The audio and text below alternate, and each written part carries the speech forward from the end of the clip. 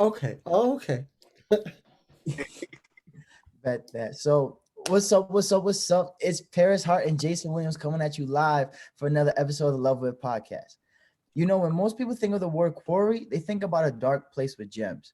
But when we hear the word quarry, we think of a dope artist who makes gems. And with that being said, that's who we have today. So give it up for Quarry. Oh, hey, that's nice. I like that. So first things first, how'd you get your name? Do you know what?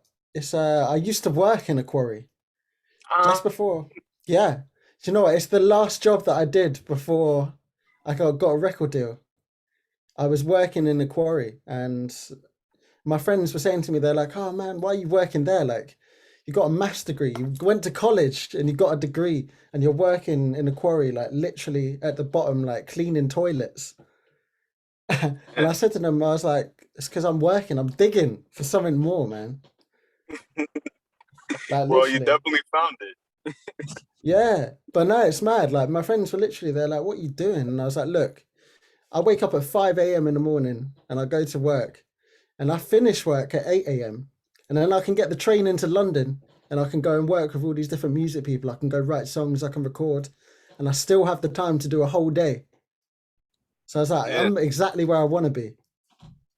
That's a good way to look at it. And I don't think a lot of artists, when they're trying to get into the game, there's more artists that are saying, gimme, gimme, gimme, instead of working and putting the time in. Because at the beginning of everybody's career, you have to work a job and you have to work a 9 to 5 until you really get to where you want to be. And just thank you for telling that to people, because there's too many people out there that are saying, yeah, my first song, it did this many numbers and I'm already signed, I'm this and that, Yeah. I'm off of it.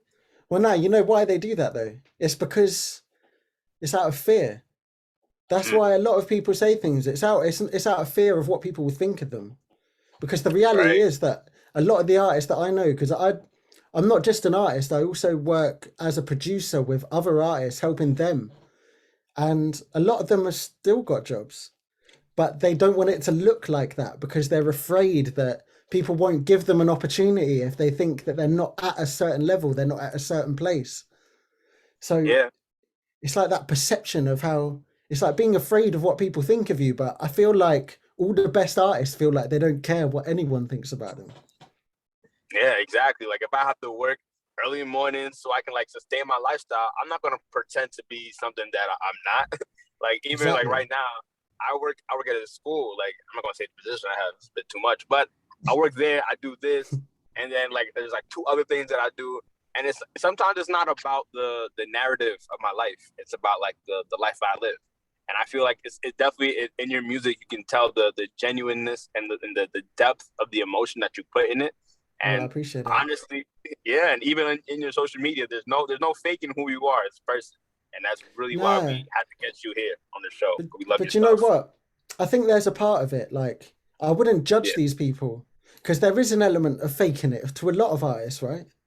Yeah, And of to course. even beyond music and artists, there's a lot of this like wanting to be seen to be something. But I think some of that I can forgive because I think to some extent, like it's people that want to feel like themselves. They're like, some people might not want to talk about their job at the school because they'd say, do you know what? That doesn't feel like me as much as this other part of my life. Because there's this thing, right? People say, if you meet someone the first time, they'll say, so what do you do? As if that's everything that's about you. Right. And that's not true. It's like a much better question would be, what do you love?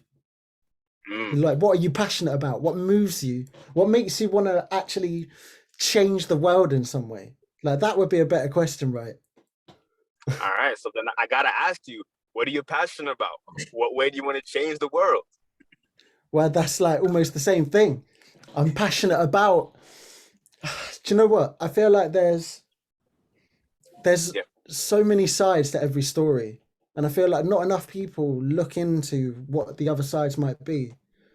Like, there's like an ego involved with stuff. It's like I feel like I'm a good person, and if someone doesn't understand me, then forget them. But for me, I feel like there's always these little subtle things to life that they can't be overlooked. And that's kind of where I live. That's where my music explores. It's looking into these gems, like you said. like looking for something more, something deeper, and just trying to tell that story and trying to open people up to the idea that they might be wrong and that might be a beautiful thing. So transition to getting into that with music, was that something that was always like, okay, when I make music, I'm going to be genuinely myself? Or was it something that you really had to grow into yourself and really had to find along the way? Now, do you know what? It started that way. The first thing, I didn't know what I wanted to do when I started music. I didn't know what my sound was. I couldn't sing very well. Like, but I knew what I didn't like. I knew what I didn't want to see. And I'd see all these artists and I'd be like, man, they're faking it. Like, I hate this. Like, this is so shallow. There's nothing to it. They're just doing this. Like, and I felt like I had something to say. And I didn't necessarily know what that was, but I knew what it wasn't. And I could say, right, well, I'm not doing this. I'm not doing that. And it helped guide me. Like, it's weird. Like, people say to me, like, what are your influences? And I'm like, do you know what? It's all the stuff that I hated more than it is the stuff I loved. Yeah, no, that's definitely. But I feel like that's how you make something unique. Like, because it's really easy to fall into this thing of like seeing someone do something, like, even if it's not music, you could be like, I want to get into YouTube. Like, I'd love to be a YouTuber. But then what do? Like, you look at your favorite people, the people that made you passionate about it. And you kind of be like, well, I guess I'll start there. But for me, I knew from the very get-go that I didn't want to do anything that anyone else was doing. It's a bit of a teenage thing to do, right? To be like, screw everyone else, man. I don't want to do what's popular. Like, it was that kind of stupid young attitude that when you get a bit older and you start doing it, you realize, okay, it's a lot harder than I thought it was. But there's something about that attitude that's good. Like, that's when you get something original, something unique. Yeah, like it's like when you're young, you have that youthful dream about life. Like, yo, I can do anything that I want to do. Forget what you want to do, and that kind of like that angst, kind of like it has to turn into something. Because as you grow older, you really do want to do that thing. And it's like, are you going to suppress that inner child voice of yours that's wanting to explore the world, or are you gonna put on labels, that's it. put on categories? A lot of people lose that, don't they?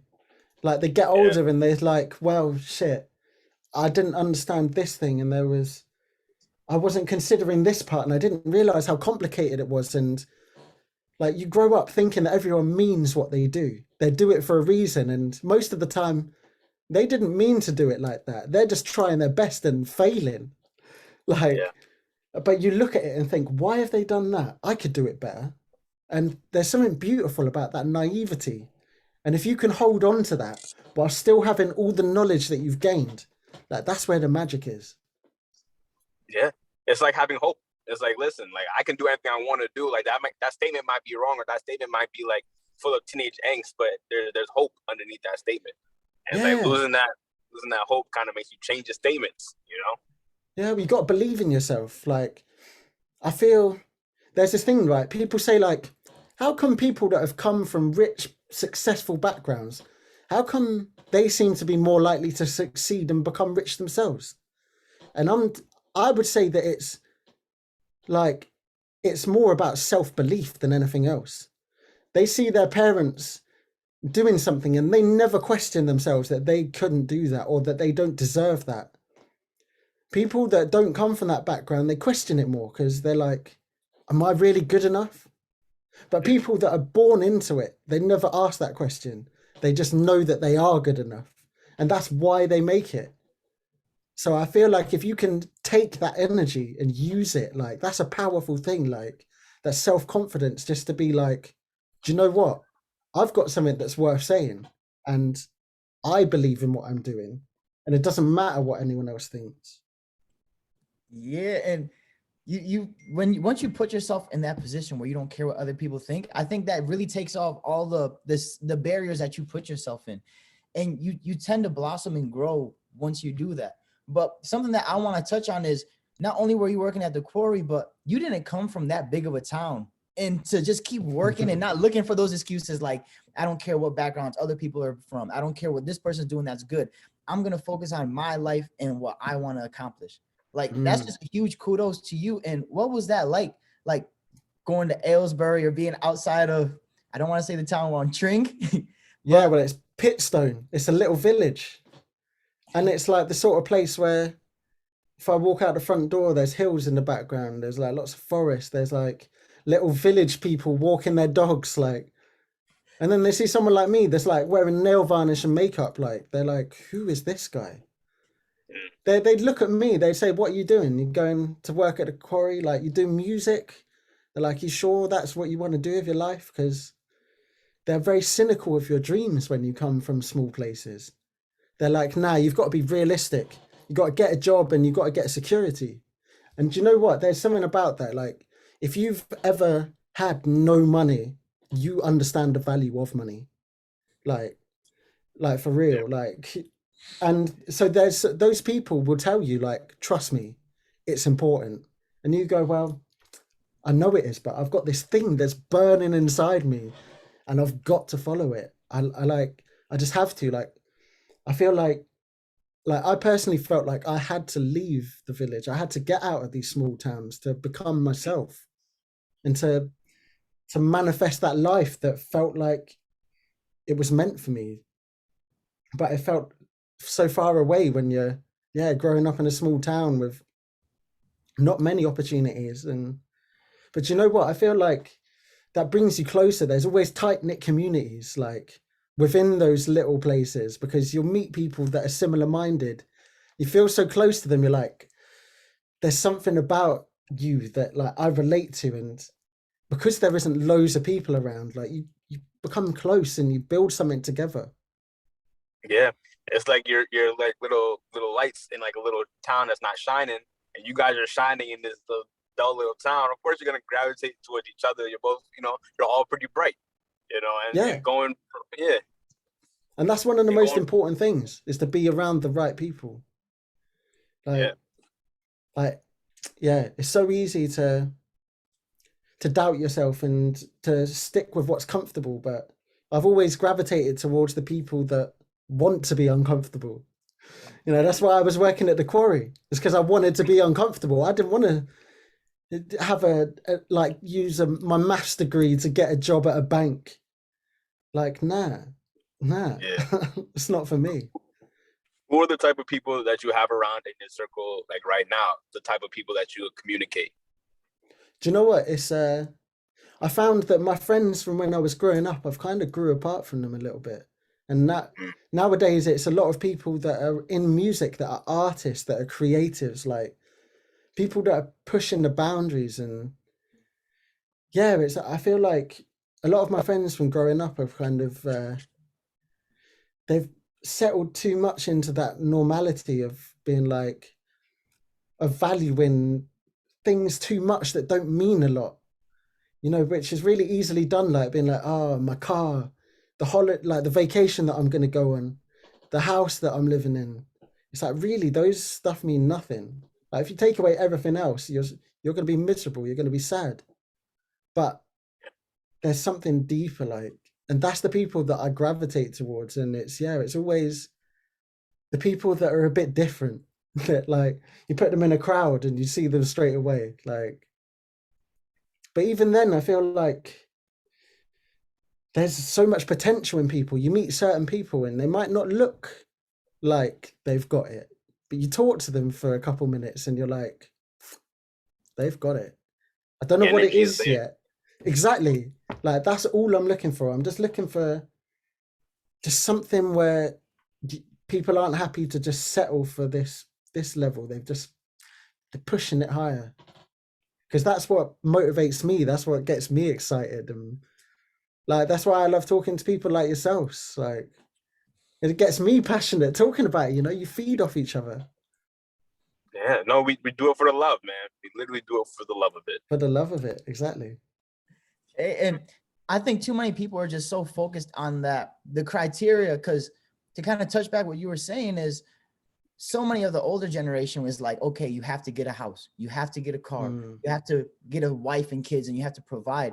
And it's sort of like, okay, but once it's all done and you lived your life, you realize you worked 60, 70 years at the same job, and you really didn't have a chance to get out of your country, to get out of your town, to even see anything else or explore or just really challenge your mind in life. And I think being on the path of like a musician or being on the path of an entertainer is really like you shouldn't do that. And then really you get love after you get famous or after you get praise from somebody else. Yeah. So it's a weird thing, but that feeling of getting it is just, it means so much. And I could tell that like it means so much to you. So what was that like hearing that? Well, do you know what? It's a weird one because, like you say, you do a lot of the work behind the scenes. Like no one sees what you do. They just see it 5 years later, and they're going like, "Oh my god!" Like I had that recently. There's something called Maid of Vale in London, right? It's this thing for the BBC, which is like the national radio. It's like, and it's BBC Maid of Vale. Like you go there and you play a live performance, and that's sort of like a big thing. Like all of the biggest artists have done it here. And so when it was my turn, when I went and did that, like last year, all of a sudden I had people hitting me up in the messages like, "Oh, we need to hang out. Like, we need to meet up. It's been so long." And it's like, come on, like,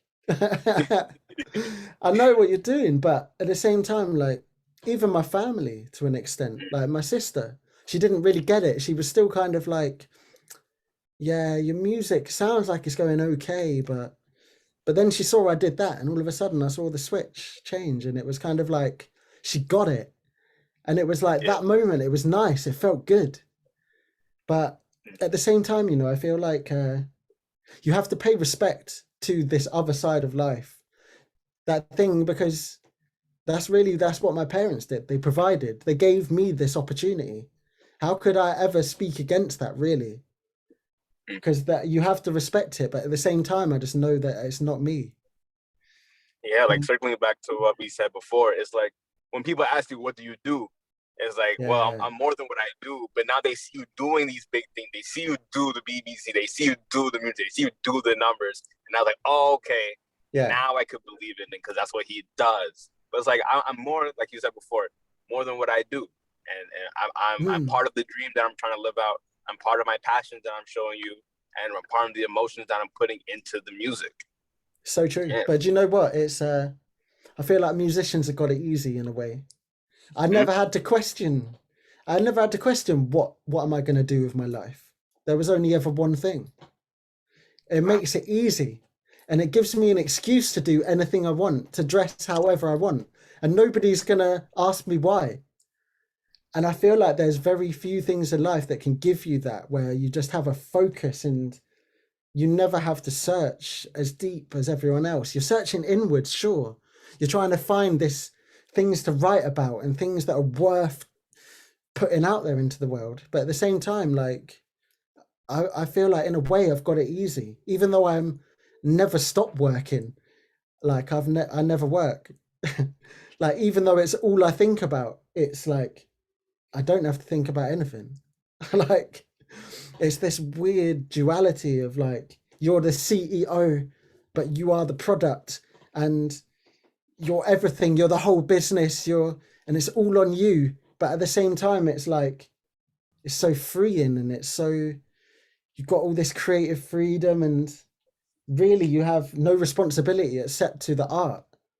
And it's a beautiful thing. I feel extremely lucky to have a job where I can make money from it. I can make a difference in the world. It means something to me, and like, it can actually change people. Like we've all had songs that in our like darkest moments, we'll listen to them. That in our happiest moments, when we're making those memories, we've got a song that's attached to it that we can listen back to it. So I feel so lucky that I have this thing that has just always been so clear to me, and I feel almost a responsibility to help other people to find that within themselves if they have it. And that's why I really enjoy working with other artists and like helping them write songs. Hey, and when we talk to musicians, really the creative process is crazy and unique and different for each artist. So for you, what's that like? And to kind of piggyback off of that, we see that you're signed. Has that really impacted your creative process at all? Do you know what? It hasn't at all. It's really interesting, like, because you have all these industry people, right, Yeah. that are never allowed in the room. They never get to see what goes on. They have a good idea, and they kind of they'll hear about it afterwards, but they've never been in the room and done it, and they understand that they can never do that, so they let you just do it. And for me, the creative process is always starts with a conversation, just like we're doing now. If I go into a room with someone for the first time, I want to know who they are. I want to know what they're passionate about, what they hate, what they love. I want to know what they think about this song. I want to know what they think about me. I want to know how they feel when they talk to me. And if if I'm writing a song for myself, then the process is it starts out random. You can't force creativity, but you can create a condition where it's inevitable. Like I feel like there's this thing, right, where people talk about inspiration. And I think in a way that's kind of a myth. Like I don't wait for inspiration, you know. I create I work at it until it comes because I know it's inside of me. I never question whether I'll be able to find it. That's where that self-belief comes in. So when I start writing a song, the creative process, I have no idea what I'm going to do. Even if I'm writing a song for someone else and I've listened to their music before, I'm still don't know what I'm going to do. It's you just trust yourself that you'll come up with something. And normally I get on the keyboard or I get on the guitar or I'll just do something and try and look for something that does something that makes me, I don't know, that just tickles a certain part of my brain and makes me want to explore it. And then Yeah, it's definitely. yeah, well, I try and find emotions. That's kind of what guides it as well, like feelings, like something that makes me feel something. And then I'll try and work out what it is. And then you get into this whole long process of like, okay, well, if it feels like this, what's related to that? How can I expand it? What's a story I can tell that's worth telling? How do I feel about that? It's a whole massive process. And like you say, it's different for everyone. So working with other artists is really interesting to me because it's never the same. Like, it's fascinating, but it's also you learn things about people that they would never tell other people, and you learn about it quickly. Do you know what? I've walked into a room with someone that I met for the first time, and 10 minutes later, they're telling me something they've never told anyone before, and they don't feel self-conscious about it. That's the skill of what I do, is to be able to talk to people and understand people. If you can do that, then you can write a song. Yeah, because it's definitely like understanding or recognizing the energy of, okay, this person has done a lot of like, at least like maybe not self exploration, but at least self acceptance. And it's like, okay, the way that they're talking, I can feel their type of self acceptance. If I'm gonna share part of myself, then maybe I'll also experience their type of self acceptance. Acceptance, vicariously. So like people may live their whole fantasies of I want to tell somebody who's gonna maybe not agree with me, but at least hear me. And I feel like artists understand what it's like to be heard because they put themselves in a position when they're writing music to be heard. Like a part of a part of your heart, part of your soul is heard in your music, and it shows. Like even specifically talking about angels and kings, or kings and angels, angels and kings. Sorry, Kings. Yeah. angels, kings, yeah. Like that song, wow, very powerful music. And I was like, when I heard it, I was like, okay, I understand the type of artist that I'm going to be getting into. Can you give us a color a bit more about the situation or the moment that you were trying to capture while writing that song? Yeah. Do you know what? It's hard to necessarily put down in words what that thing was, but when you listen to the song, I think you feel it. Like it's kind of this magic, those moments when you feel like you understand something that was right there in front of you, like life suddenly makes sense in a way that felt like it was always there, and you feel this connection to other people, like people that you've never even met, and you're like, all of a sudden you're like, I'm tapping into something that was always there just below the surface, and I feel so close, like I can almost touch it, but at the same time there's still this distance. Like it doesn't matter how close you are to someone, like you can never know them, truly know them, like you know yourself. And there's something sad about that, even though it's beautiful. Like being able to feel so close to someone, feel like you want to share everything with them, but knowing that they'll never quite get it, no matter how hard you try, no matter how much you both want it. Like, but that song, Angels and Kings, is that beautiful bit in between where you don't get it, but you do, where you really do, and it feels like something bigger than yourself, and you're trying to hold on to it. That's what that song is. That's what that moment was, and that's what, when I wrote that song, I was just exploring that feeling that the music gave me. Yeah, no, it's definitely a very beautiful song. And if you're listening, you Oh, definitely have to thank go you. check out all of the music, man. Not just the recent song, but everything off of the Is That What You Call Love project. A great project. No, thank you. I appreciate that. It's a journey. Well, do you know what? I've got some more songs coming out soon as well that I feel, yeah. Do you know what? It's interesting because I never try. I'm not trying to do anything particular. When I made that EP, Is That What You Call Love? I wasn't saying like, right, I'm going to do this kind of song. I'm going to talk about this kind of thing.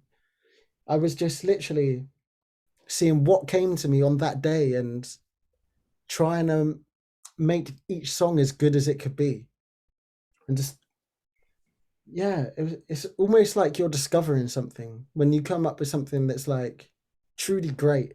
It feels like it was already there, and you're just kind of the conduit you're trying so hard not to let it slip through your fingers, and you're just trying to capture it. Because really, like, everything that we thought has probably been thought before, you know? People have felt this Yeah. stuff before. It's just maybe they weren't able to express it. And I feel like that's another of my responsibilities as an artist, is to say the things that other people would say if they could. That's deep, and your music really matches that message. Like your I try not to talk negative about other artists, but really when you hear some stuff, you know, it's like, okay, I've heard this, you know, that's kind of, we've heard that too. But when we hear your music, it's like, okay, it invokes on this sort of feeling that I felt this day. And really your music attaches, when we listen to your music, it seems like it's not just music, but your music is meant to attach with memories, and your music is meant to cling on to a thought that you've had and bring you back. And just again, that's praise to you, because a lot of people really, like you said, are scared and don't have that genuineness of, okay, I'm gonna go in there and I'm gonna pour my heart out on a track. So just bigging up to you for being genuinely yourself. No, thank you. Do you know what? I feel like the world will never understand me if I don't put this music out there. That's more than anything. That's why I do this, is for the connection. I'm trying to, because I feel that, like what I was saying about feeling so close but so far away, like that's how I feel like with everyone. Like I feel like, yeah, I feel like I could talk forever and people just wouldn't quite understand who I am. But if I write these songs, I feel like I have more of a chance of being understood, being heard, feeling close to people. And that's kind of what I hope comes across when people listen to this music, is that, yeah, like you're saying, that it's something real. More than anything else, I just want it to be real. Yeah, and it's definitely, when it comes to like sharing parts of ourselves, and I'm like that too. I could talk forever, and it's like I know when people are tapping into what I'm saying, or people like kind of phasing out. And what I'm coming to realize is that when we talk to people, right, talking is more logistical. It's more like structured. Like, okay, I'm talking here. This is a sentence, and you just have to process the information coming from my mouth, right? I might have vocal or emotional expression in my face, but really you're just here for the information I'm saying. And when it comes to music, it's like, okay, I'm opening up that emotional side of myself. I'm allowing the emotion to flow into me. And I think because of the way that you are, I feel like you're very like a abstract dreamer. You're involved with the way that your mental processes work, and your mental processes are attached to your emotions. So you're big on emotions. So I feel like a good way for you to communicate would be your music. and I feel like you understand that pretty well. Yeah. And it's heard in your songs. No, that's good to hear. Like, that is really good to hear. Like, I know we tapped on it a little bit, but what do you have planned for 2022? Yeah, do you know what? I'm gonna be releasing quite a few songs, you know, and I've got some. I feel like I want to shake up the way that videos work as well, because visual media can also put something across that you can't just do with the music. Like, hearing the music alone is not the same as now that we're talking to each other and you're being like, oh, okay, like I'm starting to understand this more, and I feel like you can do that through videos, but like the format of a music video, I don't know how much sense it makes to me anymore. Like, it's not like it was back in the day when you got MTV and you got like these places where people are waiting for the music video, they want it. Now I feel like people drop a music video and it's kind of like you watch it and then it's gone. And it's kind of, people put so much time and energy into this big 3.5 minute thing. And I feel like maybe there's more. Maybe you can spend that money more wisely. Like, that's always been my mentality. Like, rather than spending a lot of money on stuff, you don't need to. You can spend less money and spend it on more better things. Like, do more with it. So I feel like that's what I'm doing at the minute. I'm speaking with a director and I'm trying to work out, like, is there a new way to do this? Is there something different where I can say more about myself? Like, where I can make it almost the difference between a movie and a TV show. Can I split this up? Can I speak to people more if I do that, rather than just say, well, I need to do a music video because that's what everyone does. And if I don't do that, people are going to be like, oh, well, he's not professional. He's not legit. Like, look, he's not even doing videos. Like, that's how a lot of people feel. It's that fear thing again of like, well, I'm scared that it won't look like I'm progressing with my career. And I feel like you just have to be over that. You have to get over yourself and not worry about how does it look. Just focus on what you're doing. And I feel like the next step for me is to take it further visually and with how I'm interacting on social media, because part of me, like, because it's so important to me, like the meaning behind everything and the emotion. Like, when TikTok first came out a few years ago, I was like, what is this? I was like, it's people on there doing dances and like this isn't me. Like, the record label, they said to me like, we think you should maybe get on TikTok, and I was like, nah. Like, but then I saw what some people started to do in it, and I'm like, okay, this isn't what I thought it was. But I was like, but it still doesn't quite feel like me. But I feel like everyone's going through this transition period, that all the artists that I know, where they're saying to themselves, I feel like this isn't art and this isn't me, but I know that it connects people together, which is what I'm trying to do. So people are trying to work out how they can make it work for them without making them depressed and feel like they're being forced into doing something they don't want to do. Right. And I feel like I'm on the cusp of really understanding like how I can do that. And I think the stuff with the videos is a part of that, where you break down the format and you stop saying, I have to do this, and start saying, what can I do? How can I be creative and use this to my advantage to do something that does feel like me? Because at the minute, it feels like there's almost a lack of creativity with how people look at all this stuff. They're saying like, yeah, I have to do it this way because that's what's working for other people. But that's never what drives things forward. That's never what pushes the dial forward. It's always people doing something that hasn't been done. And that's what I want to do. I want to do something that hasn't been done before and make it feel like me. So yeah, that's the big goal in 2022. That, and release more music and connect with more people, and I want to play more shows. And I've got something coming up at the end of the year that's quite big, but I can't talk about it yet. But there will be performing and connecting with people on a level that that's far beyond what I've reached so far.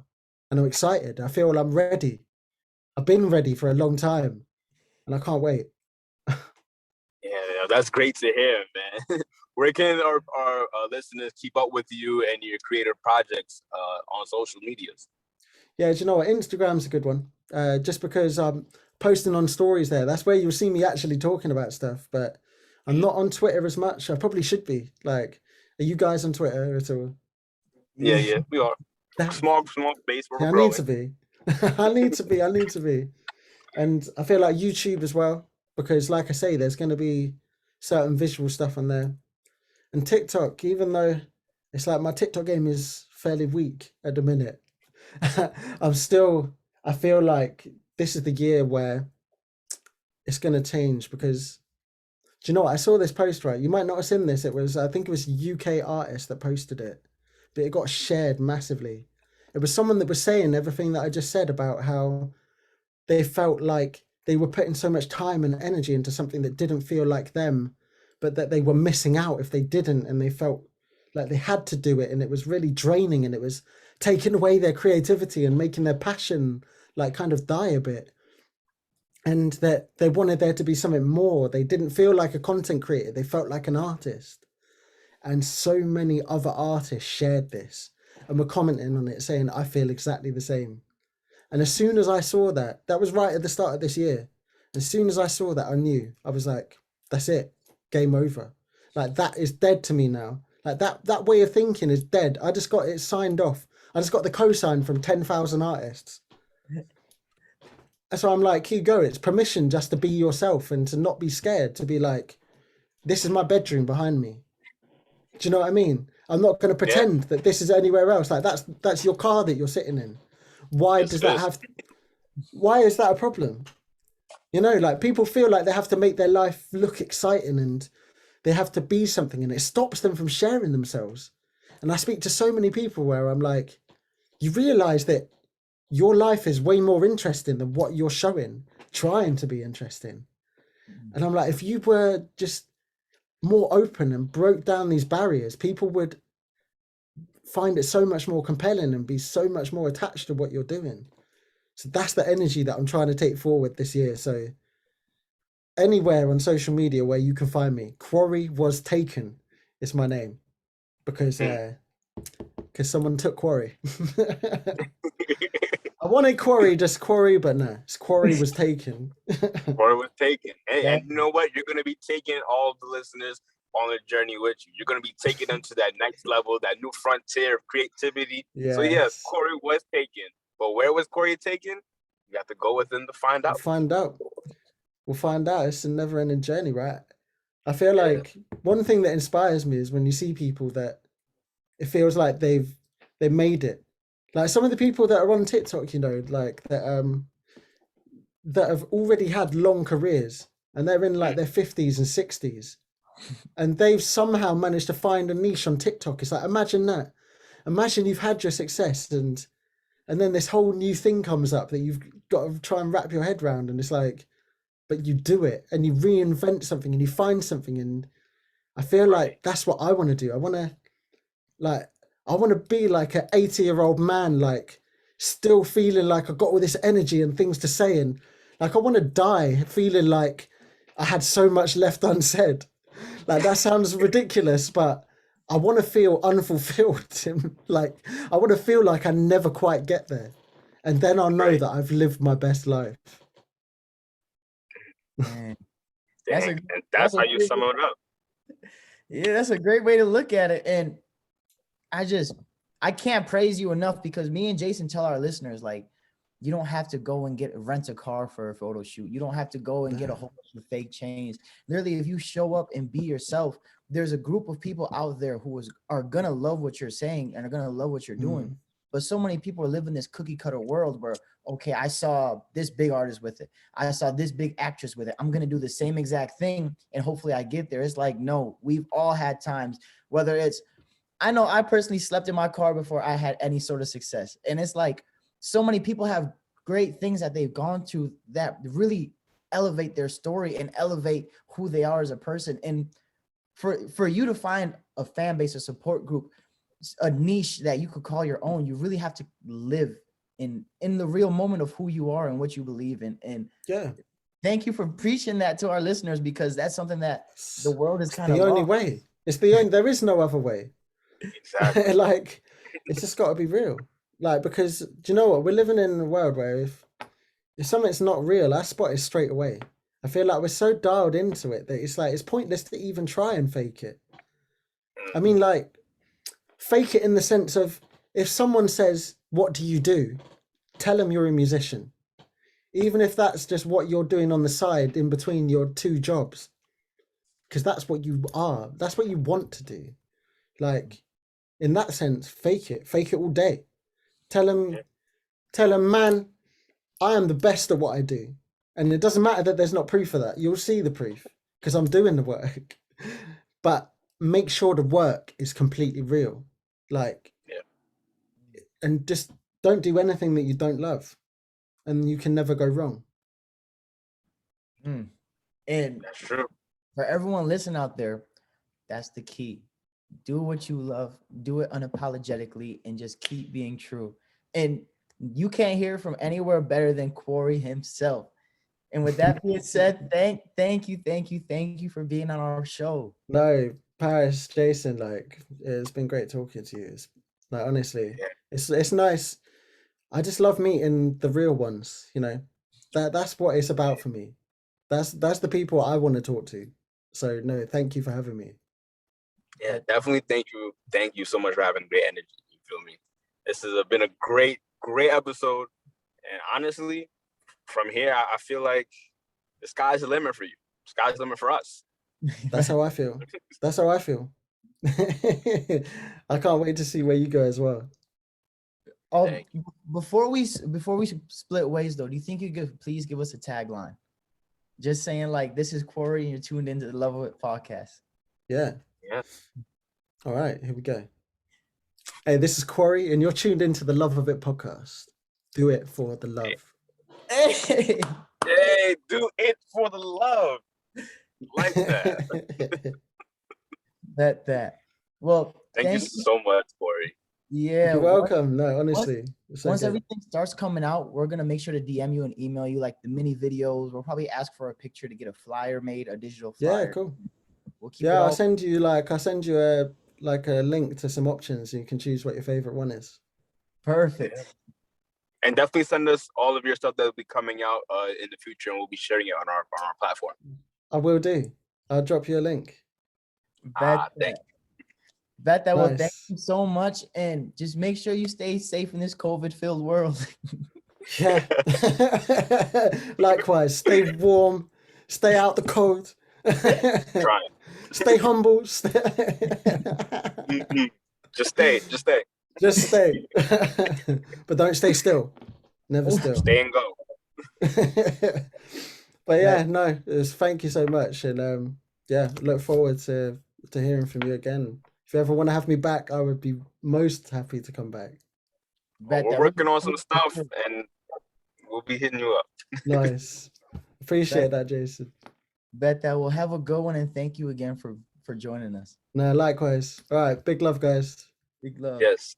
Catch you later.